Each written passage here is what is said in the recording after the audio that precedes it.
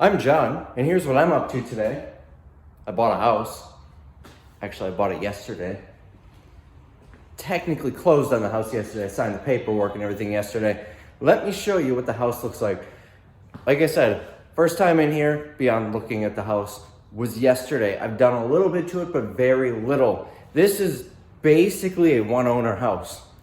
The house was built in 1958. The original owners lived there until, I don't know, probably late 2000 teens.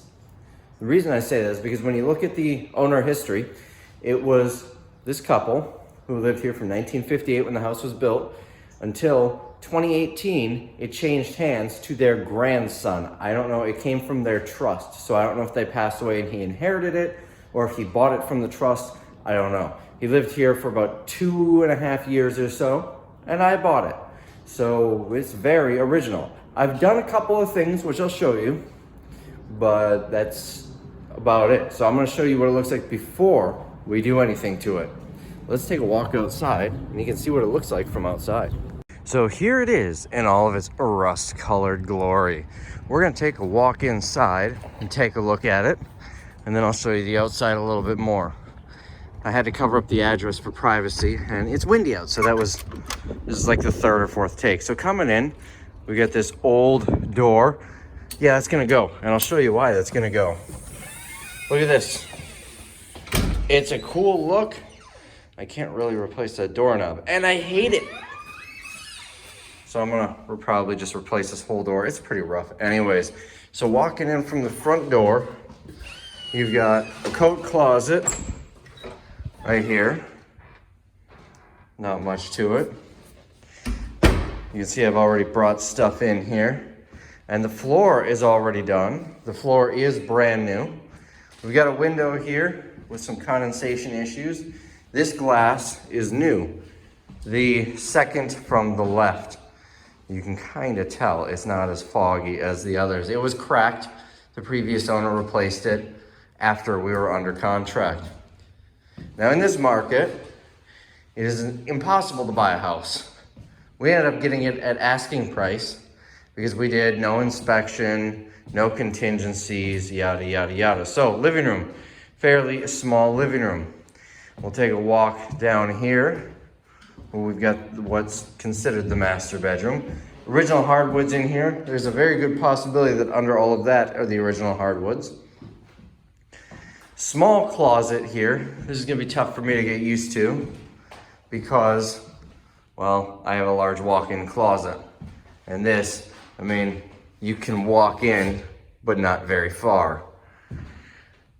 Double hung windows, meaning the top will go down as well. Top opens up, bottom opens up. I'm not quite sure what the benefit of that is, but we've got that. Ceiling fan in here. Probably gonna keep the fan, replace those shades though. Now walking out from here, we've got a nice little hall closet. Good for storage of things and stuff. And I love storing my pieces of wood in here. And as a bonus, I can put stuff on the pieces of wood.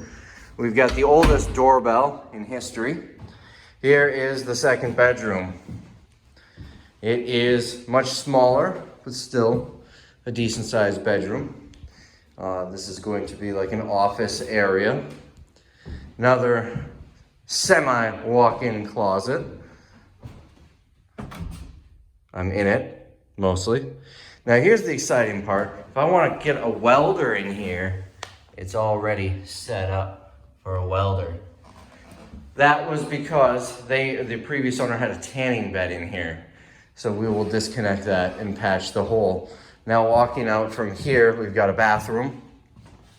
Looks like it has been updated at some point, but it is in need of another update. There's a window. However, oh, look at that. That's gonna need some work. However, there is no fan in the ceiling. So we will be putting an exhaust fan in. But this is fun right here. We have that. We've got probably the original vanity. sink. All this is gonna go. Now let's take a walk back in here. Again, the living room, which we saw. And I didn't show you this awesome light fixture that I think is really cool, but I'm still gonna throw it away.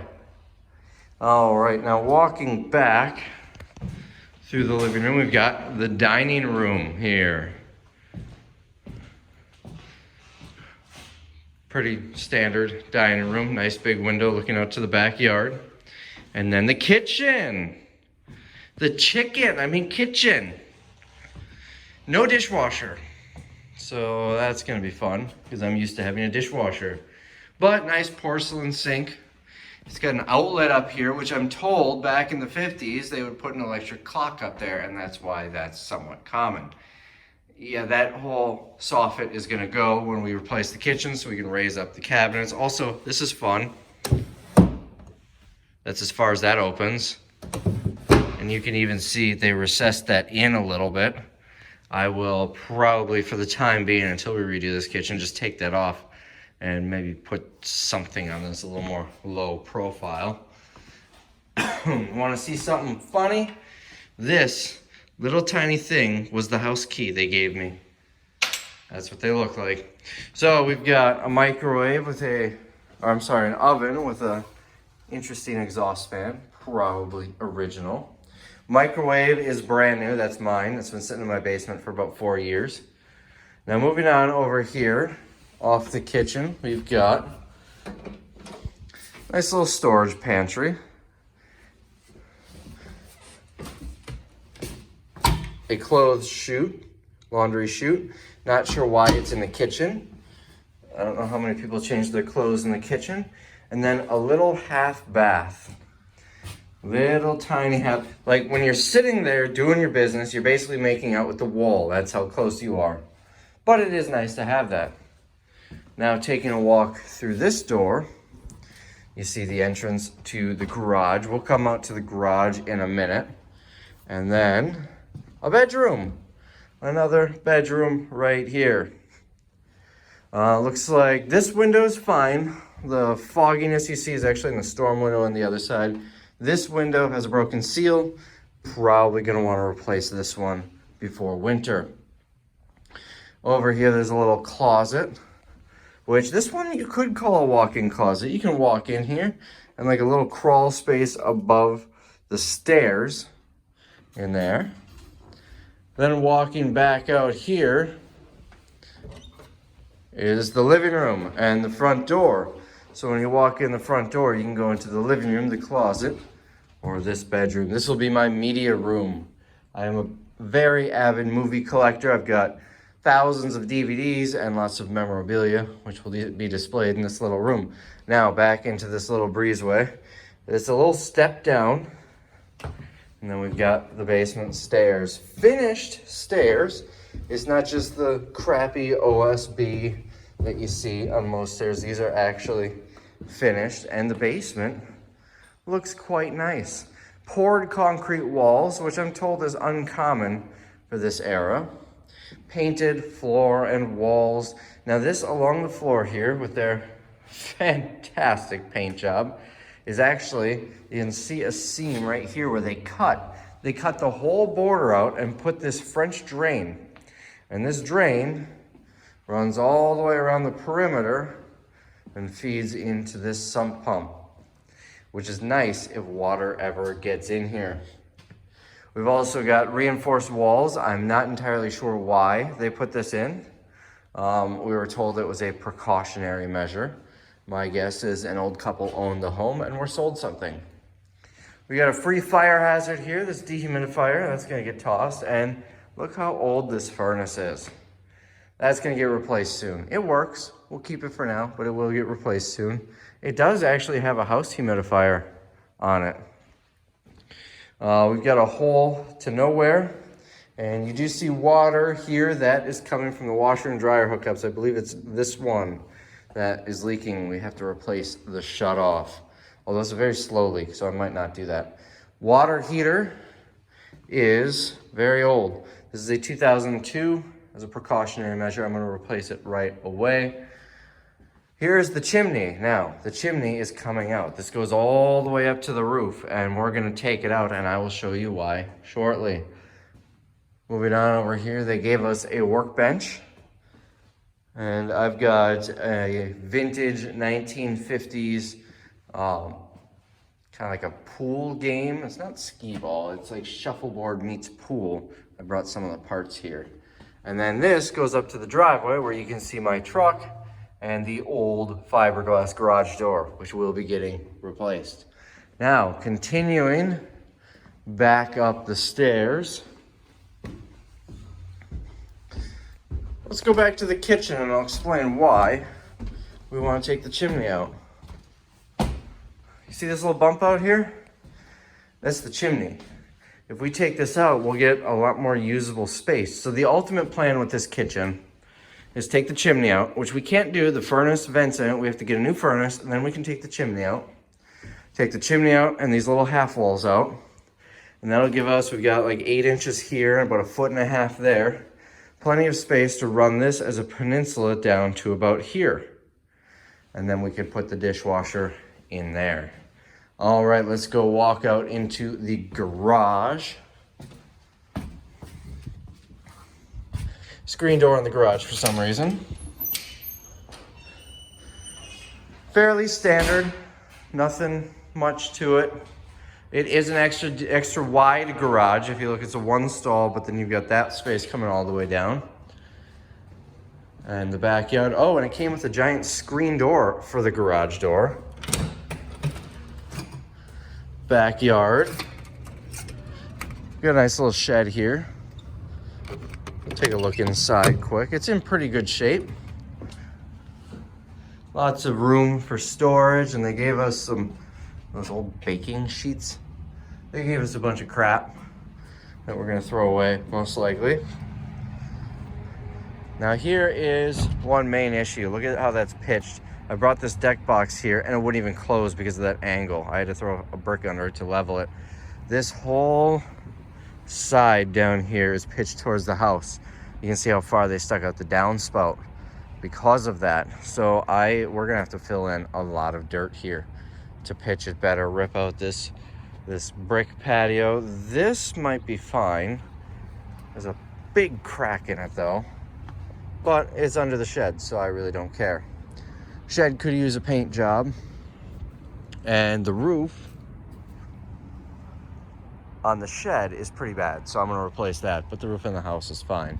Air conditioner is just as old as the furnace, just scary old. So this will be replaced as well. It's got a fenced in yard, just a chain link fence though, that will eventually be upgraded. And let's take a walk to the edge of the yard here. You can kind of see through the trees there, right there. That's Lambeau Field. I am in the heart of Lambeau, or the shadows, I should say, of Lambeau Field. Then around this side, we've just got a gate to the front. Now, there's one other thing that needs to be addressed on the exterior, other than new paint, new garage door, and the grade outside. We'll take a walk there. So on the front of the house here, this brick, which is just decorative, it's siding, is separating. So we're gonna have someone come in and fix this. Don't know if that means it will be replaced or repaired, but it's gotta be done. And that's pretty much it. So let me show you the first things that I did to the house. First, we will take a walk right here. New door hardware. We've got, I'm gonna close this so you can see it, a lock set and a handle. I've also got it on this door here, just the lock. I have to finish this. Now, here's an interesting thing. You see this old handle? It locks, right? Or does it? All of the handles, this one, that one, and the one in here, the handles don't lock.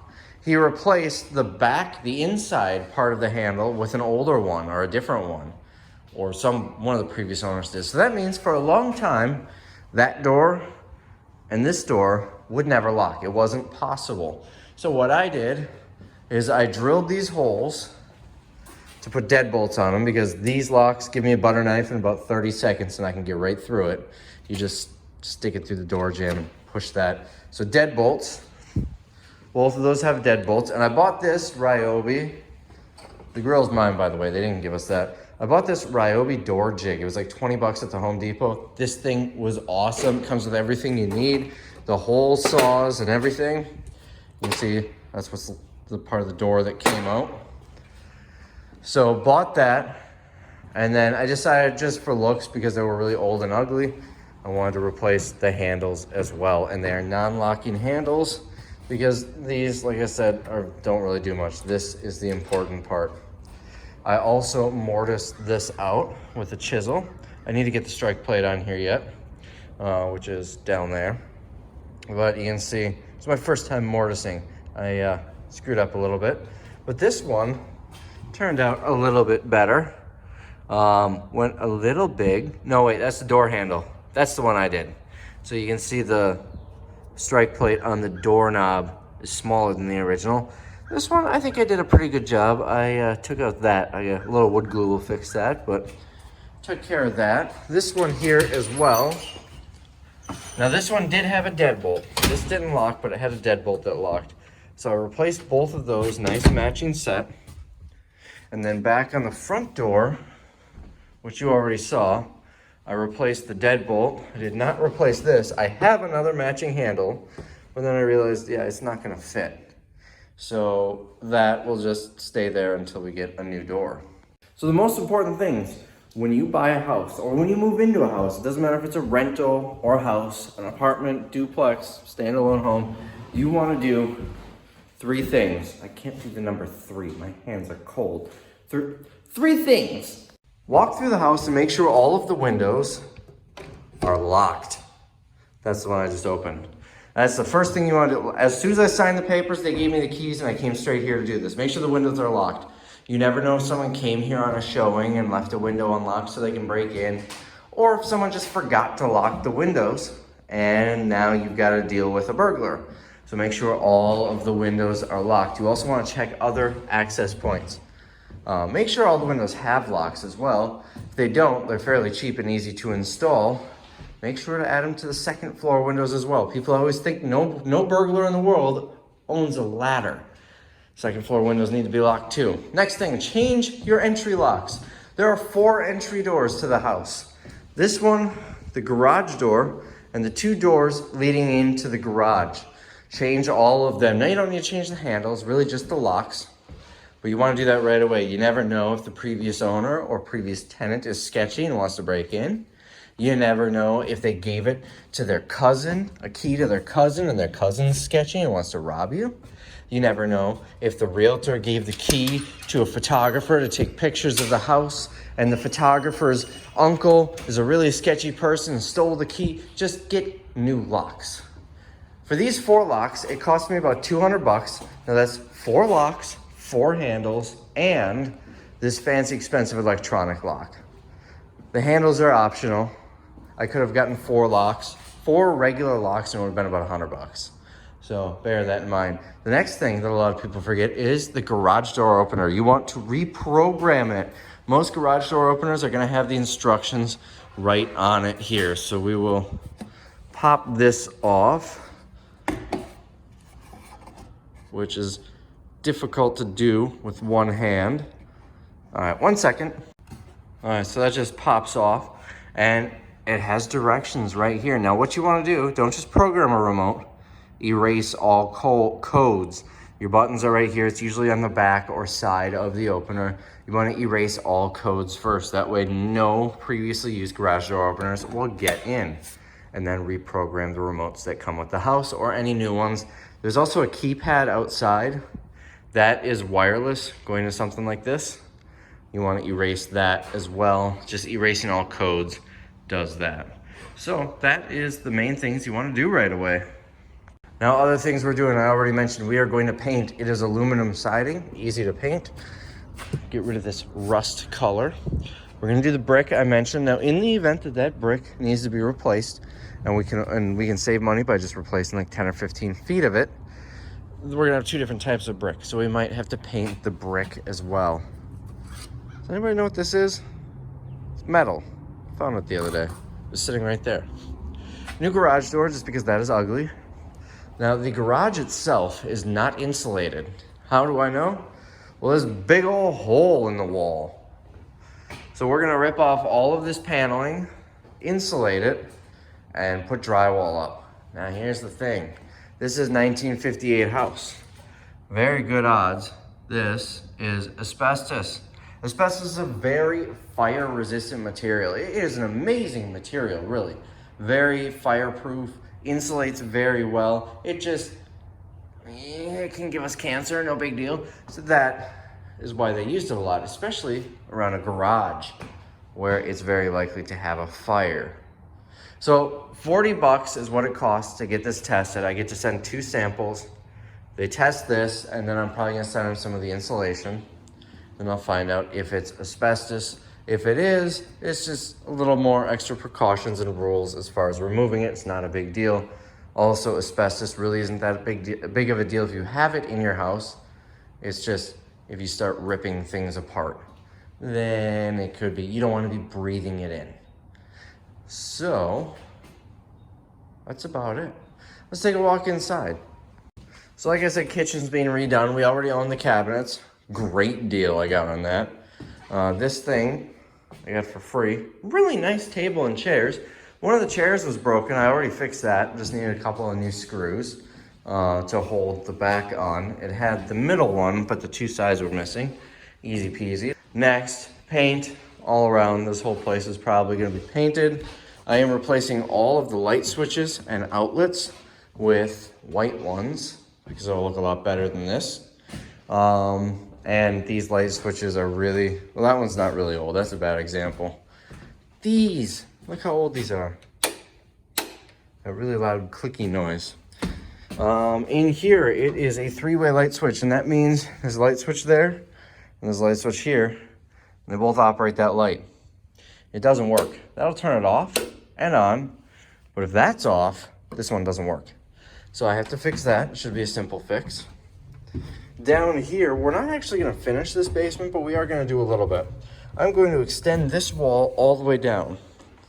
And the idea is this front area is going to be our entertainment area. This is where we'll have some games, TV set up, and this is where we'll have people over. We'll probably upgrade the lights so it's brighter. We'll have a wall down there.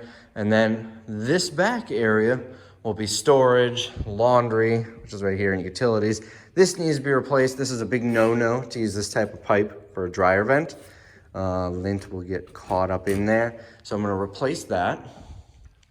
And like I said, new furnace, new water heater. And that's pretty much it. We're gonna finish off this wall with sheetrock on this side, make it look nice, paint it, do the mud work and everything. But the backside will stay open. And I'm thinking of possibly adding a closet right here in the wall, right here, that'll stick back in the room. Now here is the interesting thing. My plan was to build it right in front of this, so we tie in right here, because that's a metal beam. And I figured that would line up perfect. Well, it kind of does and kind of doesn't. Look how they built this wall. The studs are sideways. Let me walk around so you can see it a little bit better. I don't know why they built this like this, but the problem with doing that, like they could have just put the stairs a couple inches over. The problem with doing it this way is this is more prone to sagging, and I'm pretty sure it's probably against code. So I don't know what I'm gonna do, because I would rather not. You know, this is a 2x4, so it's 1.5 inches plus the drywall. So that means we're gonna have another, 2 inches sticking in if I do regular, and you can see it pretty much goes right up to the beam. So I'm not sure, maybe I'll build a bulkhead over this and then just have it in line with this, but sticking over and hit the bulkhead. I haven't decided yet, but eventually I plan on finishing this one day. And so I don't want that beam showing. So we have some options, and that's pretty much it. So I hope you enjoyed this quick tour. What in the world does this go to? Wonder if I should lick it to see if it's got electricity running through it. No, I'm not gonna lick the electrical cord. Anyways, that's the video. Hope you guys enjoyed it, and we will see you, or I will see you, in the next one.